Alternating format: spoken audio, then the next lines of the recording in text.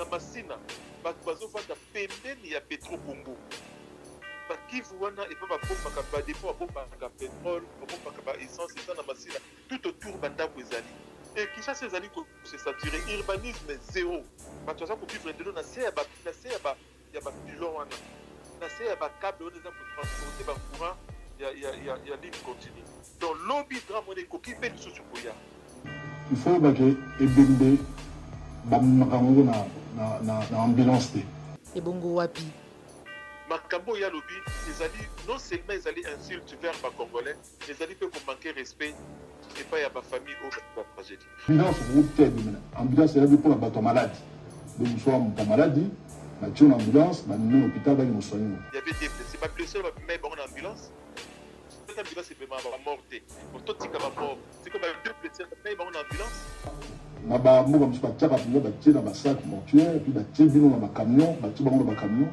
ba kei ba évacuer ba tobino boyebi ete bamimaka bibembe na kati ya gouvernement oyo esengelaki emema bibembe parce que tomonaki bino ko défilé kuna ko kende kuna mais kasi atako bozalaki koya na nsima na bino tomonaki pe corbillard te na nsima na bino tomonaki eloko songolo pakala to ezalaki censé komema bibembe.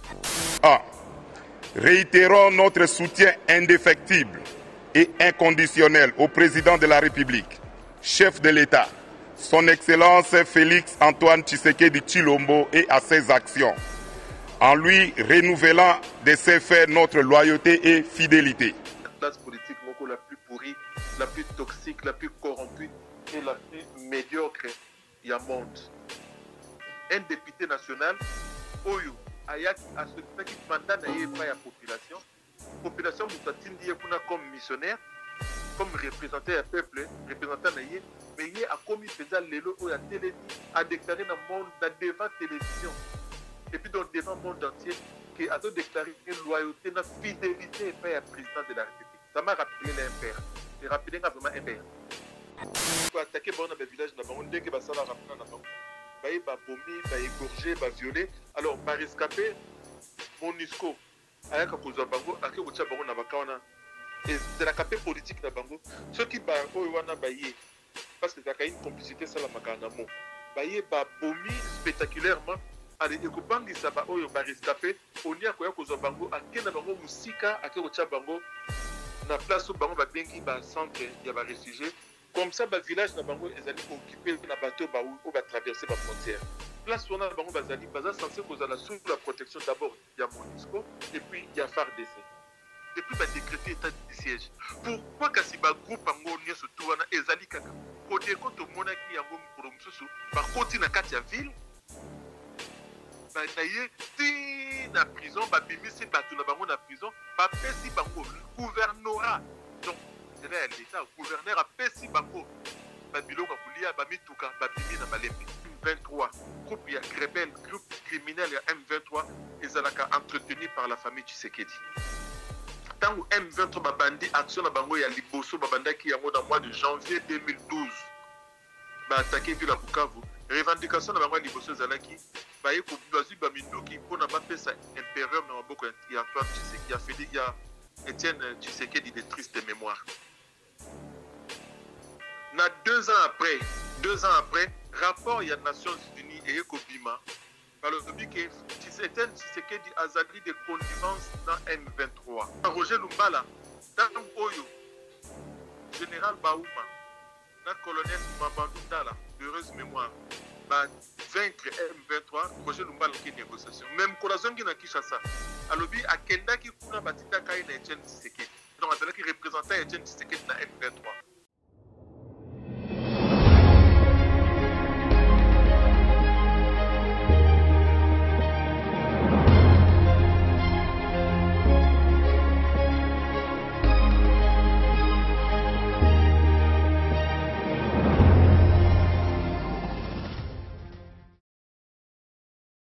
Bandeko Balandi à Plus Clair Télévision, la chaîne des vérités, la chaîne qui vous informe à temps réel. Vous allez belé.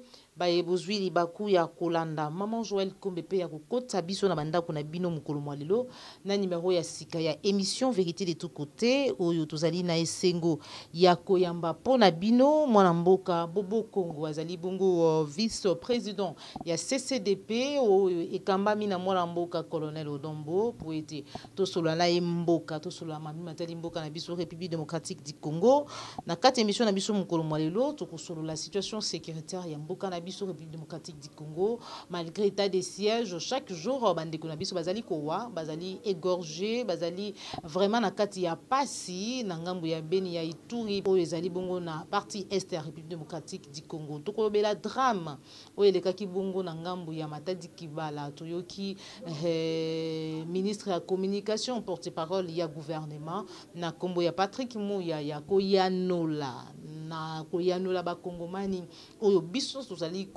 tozalaki ko déplorer to déploraki lolenge ni ba memaki ba mama na biso bandeko basi na kati ya ba bis oyo tobengi bongo esprit de mort 207 alors que gouvernement to mboka na biso ezali vraiment na misolo ebele chaque jour toyokaka détournement chaque jour toyokaka corruption chaque jour tozali koyokaka basango ya lolenge million na ba milliards ezali kotambola mekasi tolobaki ete corbillard ezali te tolobaki ete ambulance ezali te mais Patrick Mouya asili koyanula lobi ete makabi bembe na ambulance te tokolobela yango na kati émission na biso mokolo mwa lelo tokozwa réaction ya mwana mboka Bobo Congo en rapport na maematali feuille de route ya Seni oyo ezalaki présenté lobi kuna par Denis Kadima bayambi yango lolenge nini eske ezali ballon d'essai to pe ezali vraiment réalité kolandisa mai oyo asilaki ko présenter na bakongomani nde masolo to kobeta na kati émission na biso mokolo mwa lelo mais kasi yambo tozwa réaction na ye tolanda nanu des extraits ya vidéo on se retrouve tout à l'heure. Alors, l'air tozaki ko préparer émission oyo une consœur aza na kati ya sala na tunaki mais bayebi singa ke ambulance ememaka ebembe te mwenga docteur otunaye sûrement que parce qu'il y avait l'urgence, les moyens qu'il a utilisés n'ont pas été les bons. Parce qu'il y a il fallait les mettre à l'abri. Et c'est dommage. Mais ça pose un problème global. Il y a un service de secours, il y a un service, il y a une catastrophe. Je pense que il faut que ça dise au Maël, pour gouverneur de la ville. Parce qu'il y a le bureau des Aranagogi. Mais il faut déjà commune à Mongafula. Et ils ont la capacité, ils ont moins ambulance, soit quelque chose de ce genre. Mais on a un effort collectif, il faut tout ça là. Il faut que Ebembe Bamakango na ambulance. Ebembe. Bamakango na Corbira, il faut que cercueil. Ce cercueil est athée, on met na Corbira. Ebembe Bamakango na ambulance. Ebembe. Renseignez-vous, Baron Sabi. La base du ministre, Bamimango n'a pas véhicule. Et bien, Bamimango n'a pas ambulance. Alors, na Mboga Bisso, tu vas faire n'a défi. Ambulance, on va faire ambulance, c'est pour la bateau malade. Donc, nous sommes en maladie, nous avons une ambulance, nous avons un hôpital, nous sommes au Koufi, au Koufi, nous sommes en ambulance. Nous avons un sac mortuaire et à Pembe. Même tout le monde a qu'à na mboka musu batiaka mpenza batie na basac mortuaire puis batie bino na bacamion batie bango na bacamion bakei baévacue bango toso moto okufi ezalaka ndenge wana biso mpe mokoto okufa so tokofi na basituation ya mobulu ezala mpe kaka ndenge wana. Voilà, bandeko balandi tolandi réaction ya ministre ya communication porte-parole ya gouvernement elongo na gouverneur de la ville et ya nuna bango na bakongomani tomoni ki gouvernement ya noli population parce que balobi ete ambulance ezalité parce que balobi ete corbillard ezalité soki ba memaki bimbe na corbillard na ambulance te et bongo wapi obino boyebi ete bamimaka bibembe na kati ya gouvernement o esengela ki emema bibembe parce que tomonaki bino ko défilé kuna ko kende kuna mekasi atako bozalaki koya na sima na bino tomonaki pe corbillard te na sima na bino tomonaki eloko songolo pakala to ezalaki censé komema bibembe parce que bolobi ete ambulance ememaka bibembe te bandeko balandi ezali kosala pasi situation sécuritaire ya mboka na biso République démocratique du Congo chaque jour bandeko na biso bazali tué égorgé na partie est ya République démocratique du Congo esengeli tosala nini lolenge nga na lobaka chaque jour ete peuple telema tozwa déjà mwana mboka Bobo Congo deuxième partie ya émission na biso na nzela ya téléphone en duplex po ete to solo la mboka. Allô, bonjour mwana mboka Bobo Congo. Bonjour Maman Joël Kombe. Boni CCDP. Ah, Maman Joël Kombe, Malam CCDP vraiment ils allaient bien, ils allaient ko bongama, ko pona, ils allaient ko bongama pe ko mobiliser pona ko kende le 17 na le 18 na Bruxelles, et sika ba lokiambo cannabis, sika ba lokiambo cannabis ba ko sangana, pona makosola makamambo cannabis. Et CCDP ils allaient pe na kati ya campagne toujours il y a un livre na opération autobengi tragédie congolaise dans les bibliothèques. Alors opération eza consisté na ko somba ba livre na ko somba ba livre na ko tia yango na ba bibliothèque ya ba mboka auto vandi na occident ba bibliothèque minene pona bato bayeba ba monde ya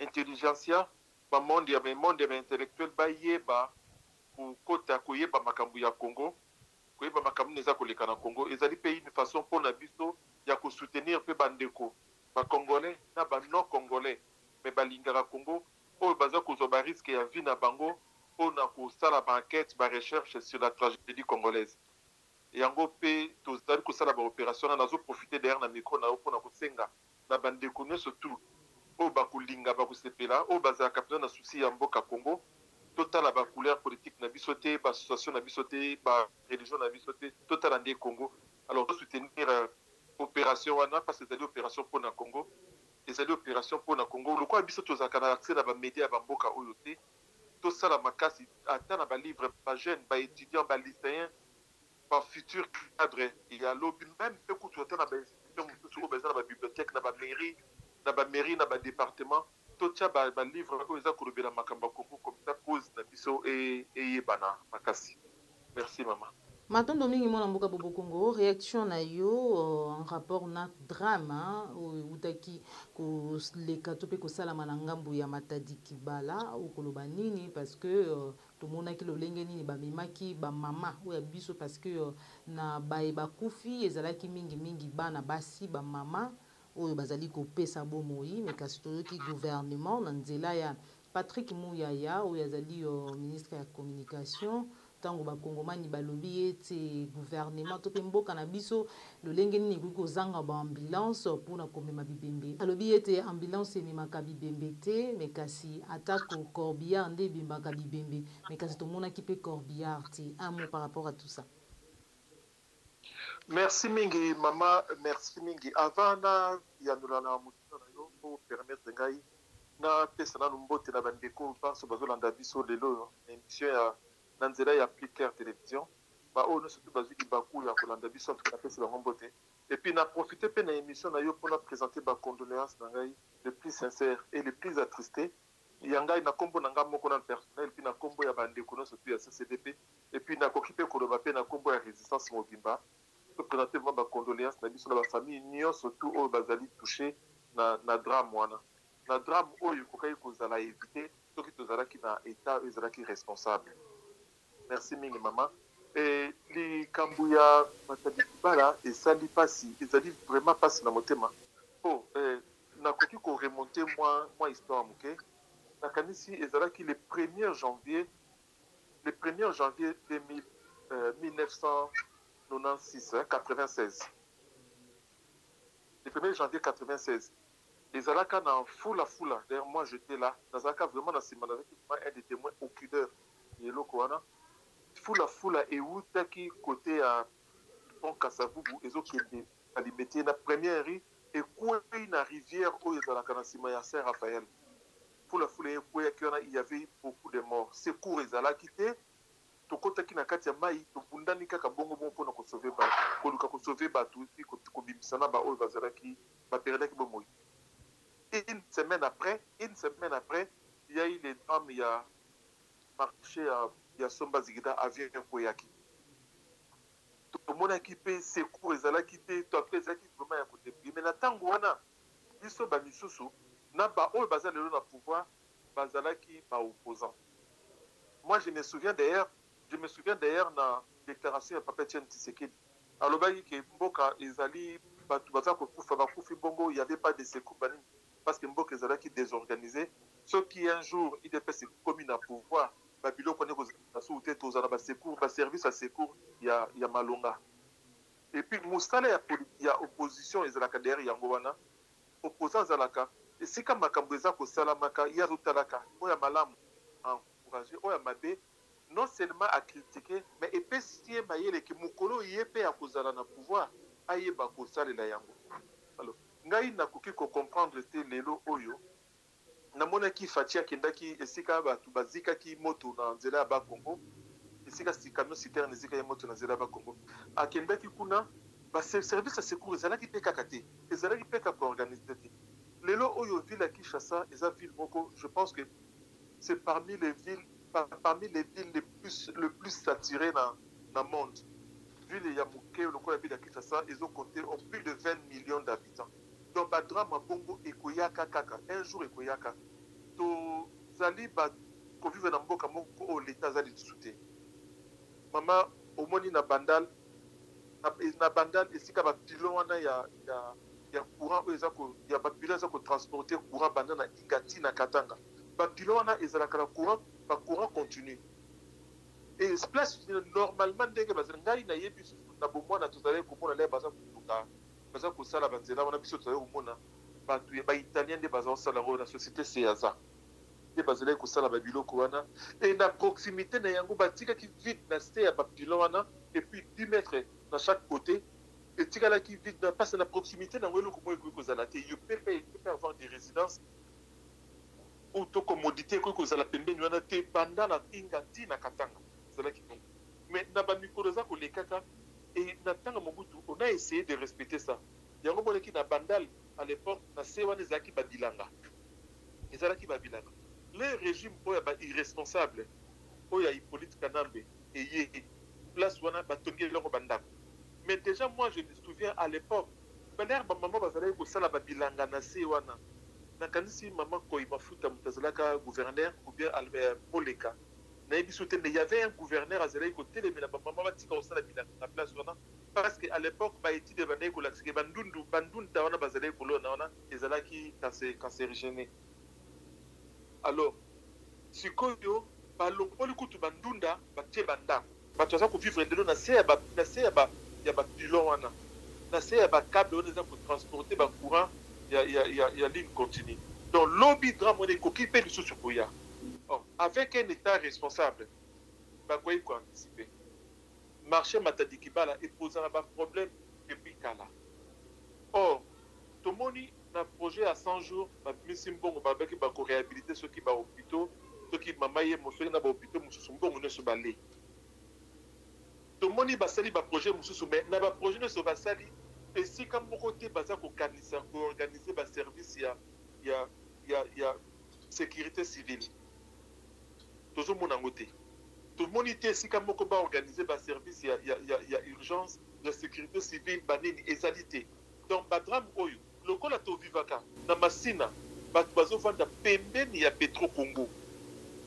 Qui voit et pas bomba ka dépôt bomba ka pétrole, bomba ka essence et ça na masina, tout autour banda kozali.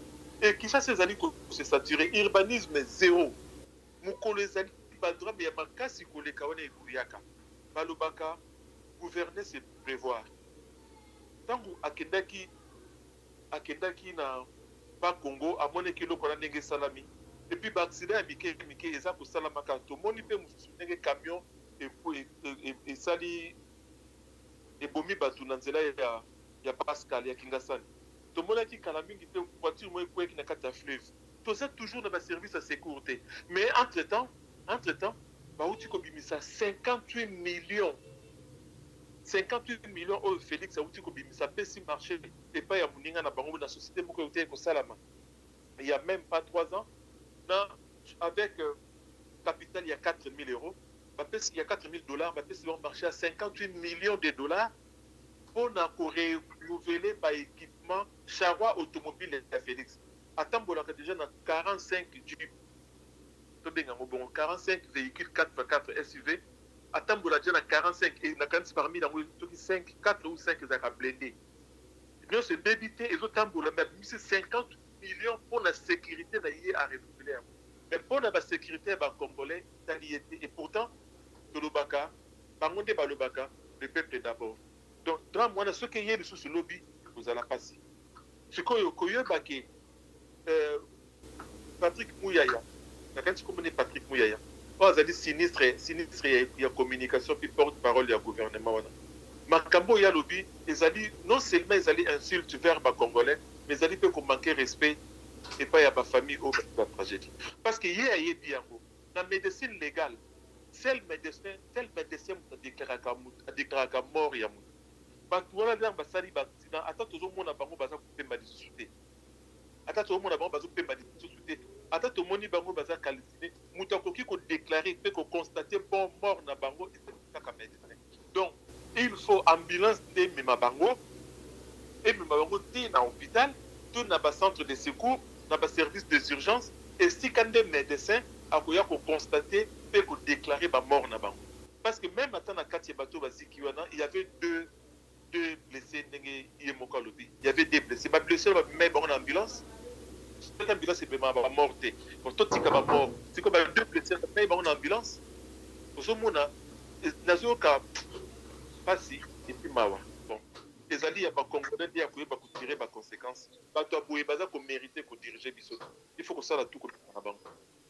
Matondo mingi mwana mboka a Bobo Congo mercredi kaka na ngambu ya Ituri plus de 50 Congolais ba kufaki na kamoko ya ba déplacés ba kodeko ba kotaki kuna ba bomi bango plus de 50 morts alors que tozali na période ya état de siège.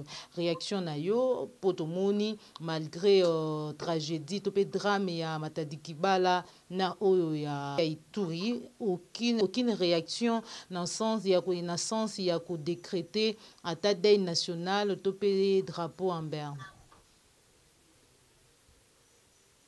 Maman makambo eza koleka kuna soki tokozwa ta ya kosola yango awa tokoloba yango ke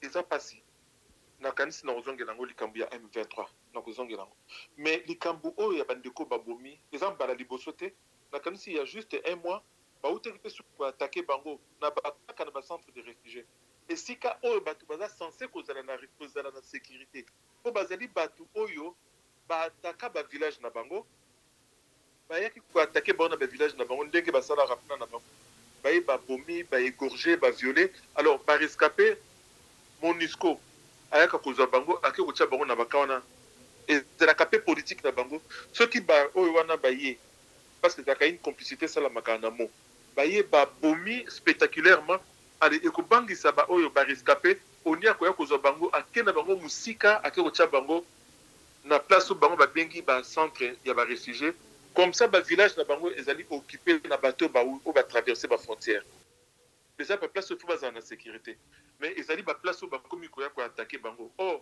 place wana bango baza censé kozala sous la protection d'abord ya MONUSCO et puis ya FARDC baza koya koatake bango mais sikoyo esika baatake bango baza sans défense toyoki mpe te esika riposte esalami oyo bakangi baassaillant to babomi baassaillant toyoki te mais topusa sikoyo makanisi na biso mosika bapropagande oyo bango baza kosalaka na Kinshasa balobi il y a plus de 100 000 jeunes gens oyo bazalaki na bagroupe armé bango moko baye kose rendre batindi bamosusu na esika batindaka baotya bakulu na kuna eza mboka na mboka Kanya Makasisi Kanya Makasisi esika bamosusu bazotinda bona na Kanya Makasisi bamosusu basangisi bango na Goma na Bukavu bazoluka esika batinda bango babi plus de 100 000 mais balobi plus de 100 000 bagroupe bango na bazalaka combien soki déjà 100 000 base rendre mais ndambo batikali donc toko supposer pe que bazali moins de 100 000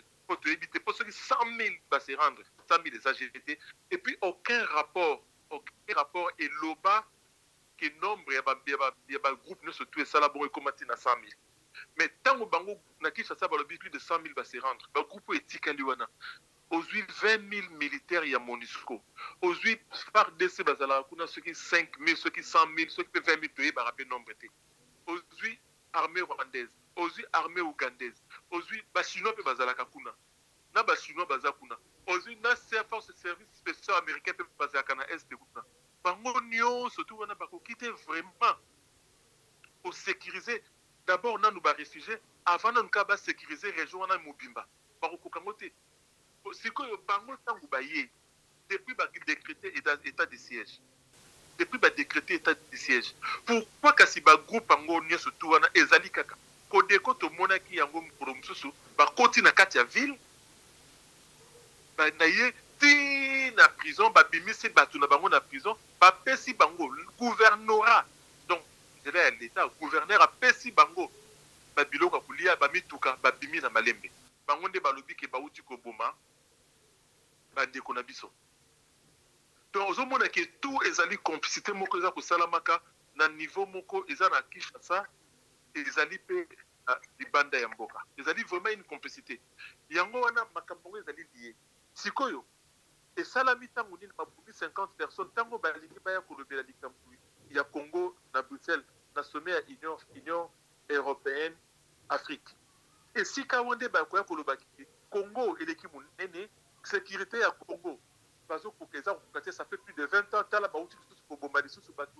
alors il faut ka to lukato kata Congo ndambu pona pe ba ko sécuriser yango donc tout ezali lié et mieux surtout on ezali ko sala avec la complicité malheureusement il y a Félix Antoine Tshilombo oyo bande ko mususu ya Congo bana mususu bande ko mususu ba congolais baza ko pesa ye confiance bazali ko kanisa ke loko azali mwana mboka a ko travailler pour l'intérêt ya Congo mais naza ko rappeler na batwana ceux qui baye l'histoire maréchal Pétain azalaka mokonzi ya gouvernement ya Vichy en France sous Hitler a occupé la France azalaka français de père et de mère azalaka d'ailleurs héros ya France de la première guerre mondiale 14-18 mais akomaki kosalela ba intérêt ya Allemand tango ba occupé la France na lingi na lubayango ke tomo toute ko na Paul Kagame asengi na gouvernement ya Kinshasa ezwa ba élément M23 et pour la bateau balandaka l'actualité ya mboka ngana koyebisa bino bakoyeba d'ailleurs baza surpris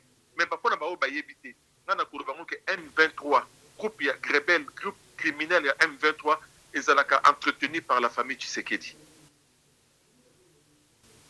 tango M23 babandi action na bango ya liboso babandaki yango dans mois de janvier 2012 ba attaquer ville à Bukavu revendication na bango ya liboso ezalaki baye ko bazui ba minduki pona ba pesa impérium na maboko ya Antoine Tshisekedi ya Félix ya Étienne Tshisekedi de triste mémoire na 2 ans après rapport ya Nations Unies et Ekobima par le lobby que Étienne Tshisekedi azali de connivence na M23 na rapport wana etanga ikutu na bande ko mususu ya otozaka na tozai ko bunda na bango awa na poto notamment de ko ikala na bande ko mususu ya RCK batanga ki bango ke bazala ki na connivence na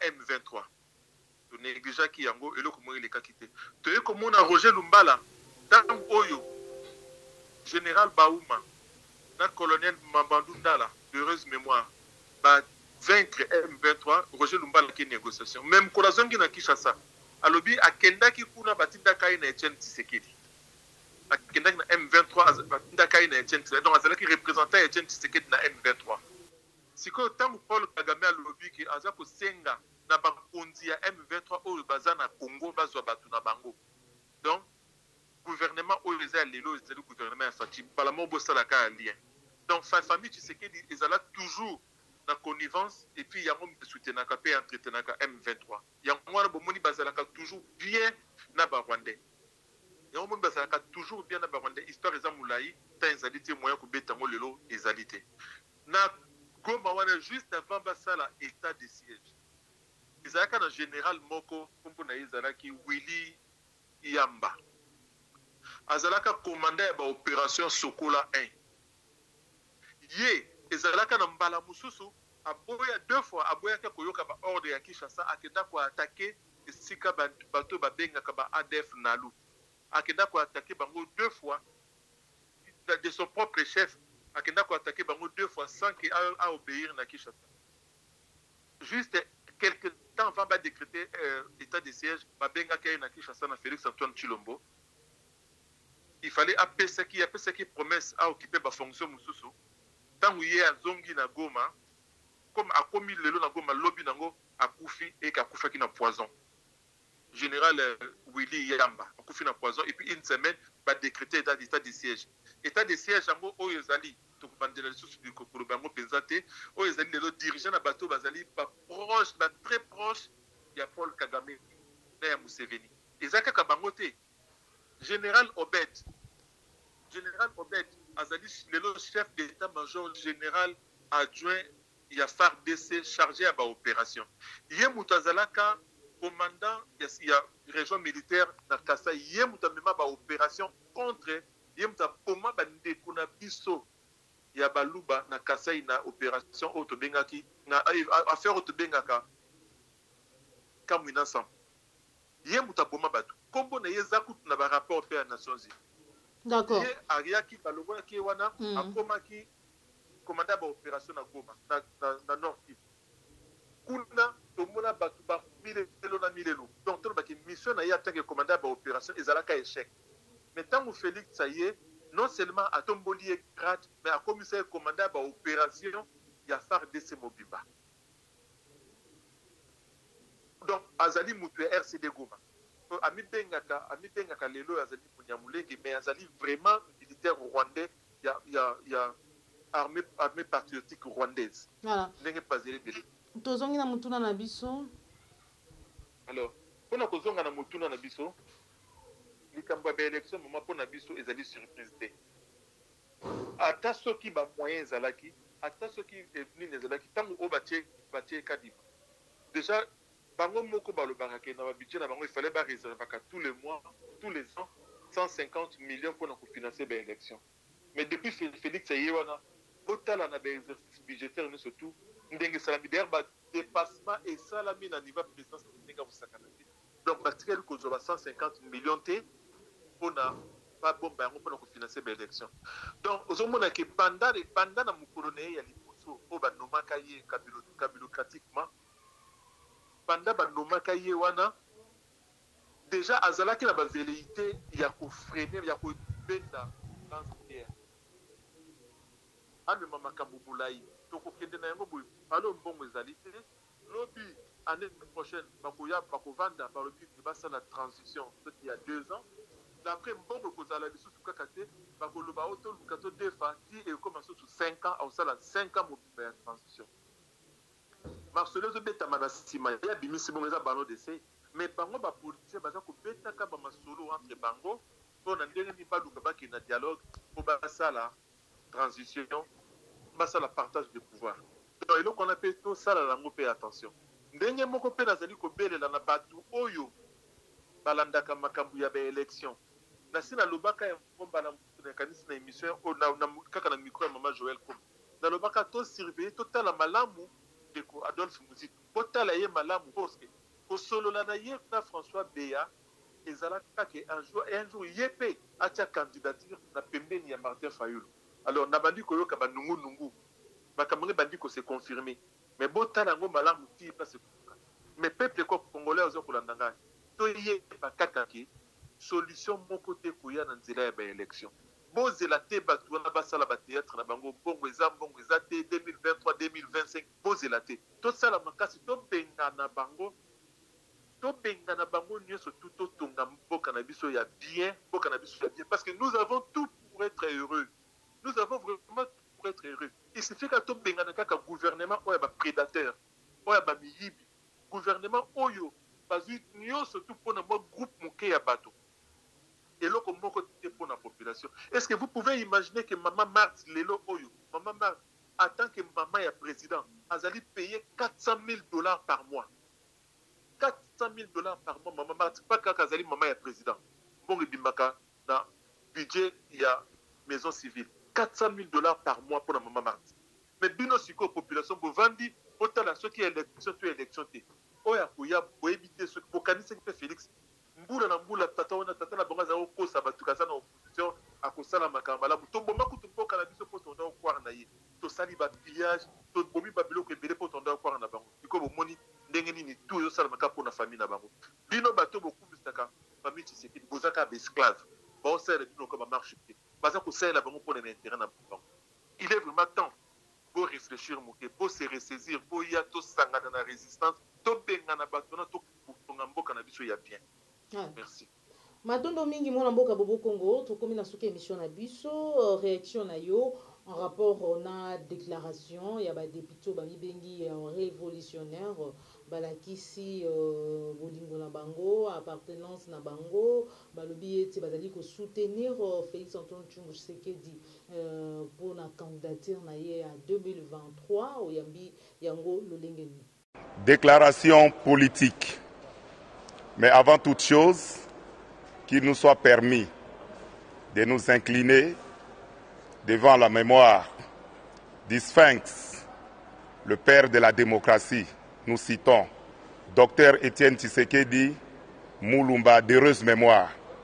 Et nous prions tous les collègues de garder 1 minute de silence à sa mémoire.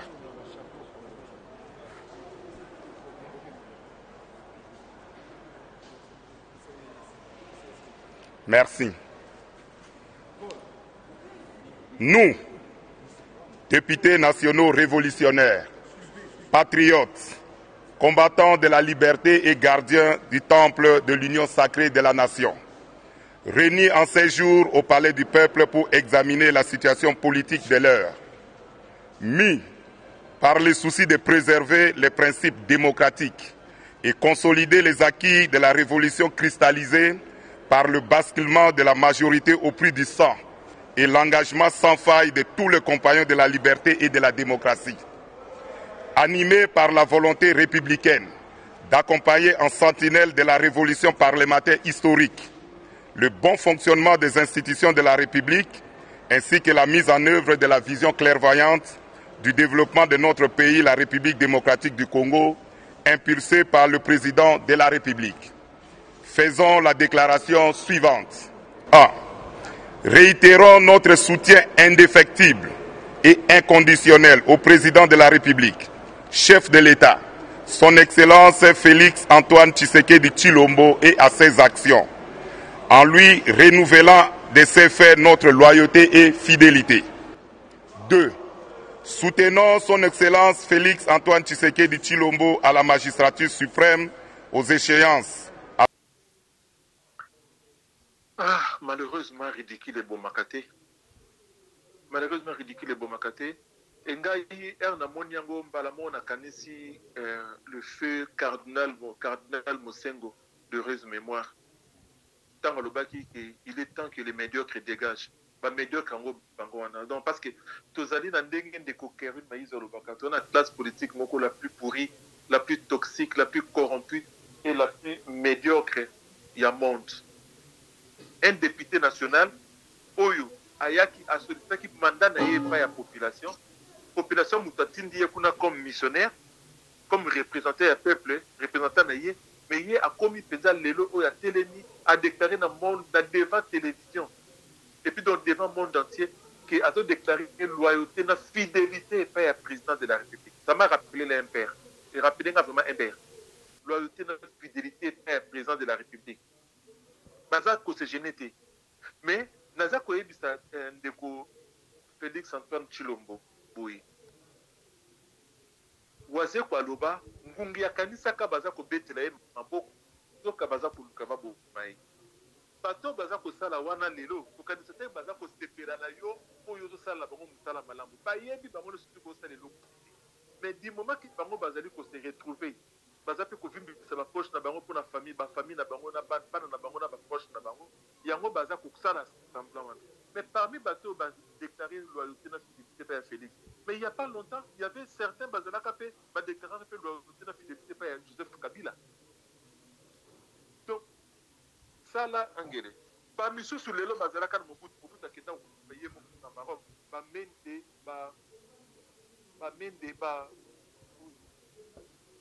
son code ya kwanga babati kwemo ya pona ute ko bango mama accident ya kiatika accident ya tipka na ya fula mais na gouvernement oyo wana oyo ezalaka wana ntango wana accident wana esalamaka mende azalaka ministre ya économie baati lukobo azalaka ministre je crois petite moyenne entreprise mboso kode azalaka ministre ya sport na gouvernement oyo wana bayebi ke secours ezalaka te lelo bazonga bakanisa mpe te ke bachange makambo ete bachange positivement makambo mpona intérêt congo esalamaka te mais baza kaka wana bazobeta moko mposo kutu ye akoma ne moyaka de service oyo bakoma kotinda ye kende na kan luka esika bato bandundu bazali kende na basika esika bato bandundu bazali sala boye sankara de kute ya Félix aza mpenza la honte de l'humanité mposo kodiala donc aza kutu komérite kozala na bomona vie ata moke d'accord donc oza komona ke badepute na biso oyo so bino obengaka badepute biso tobengaka badéshonorable badepute il est vraiment temps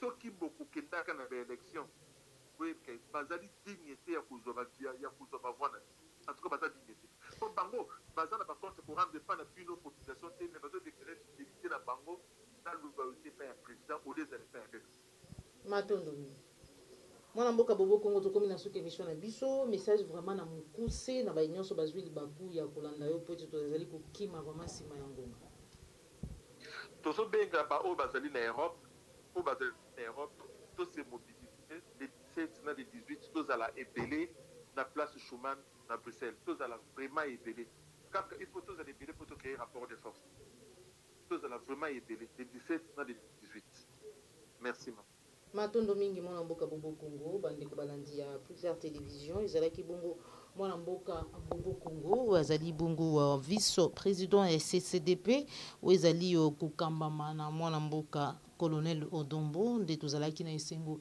ya koyamba ye mokolo mwa lelo po ete tozwa makanisi na ye en rapport na mboka na biso République démocratique du Congo mituna ezalaki yanga biyano ezalaki ya ye osepelaki na émission la équipe partagée ezali mbala liboso landa biso kobosana te kosabone na kati ya la chaîne de vérité plus clair télévision la chaîne qui vous informe à temps réel merci na Popola Yombe ozomaki sima caméra merci na Dacosta na Joël Gonago chasseur d'image na cordon pe mafrique Jean Bimbi West matondo na yo papa Alphonse Sala papa Laurent Bongoza Félix Mbatika Moma Boko Banque papa Simon Bionco na Bosanité Jacques Macabou depuis Allemagne.